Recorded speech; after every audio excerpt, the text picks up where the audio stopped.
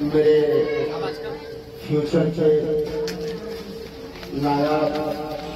मोतियों और हमारे इस स्कूल के खूबसूरत बनने वाले मेरे प्यारे बच्चों, मैं आसिर हूँ कि ये 2 मिनट मैं किस अंदाज में गिरूं, क्योंकि मुझसे कबल मेरे बड़े भाई जनाब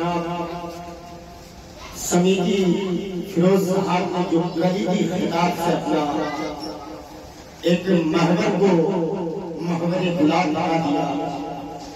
और एक मुजाहिद में तरफ को सादात दरख्त की शक्ल में उन्होंने तब्दील कर दी। आज का ये दिन, आज का ये मौका, मैं ये शेर कहूँ कि हयात लेके चलो कायनात लेके चलो, हयात लेके चलो कायनात लेके चलो, चलो जो सारे जमाने को साथ लेके चलो, दिए लेके तुम सजाते चलो, जहां को अदब से सजाते चलो, नहा तो जिंदगी जहले है, कदम उसकी जानी बढ़ाते चलो। यकीनन बुलंदी पे पहुंचोगे तुम, यकीनन बुलंदी पे पहुंचोगे तुम, अगर दिल के गीत गाते चलो। मेरे अजीजों, मेरे ज़बान खुले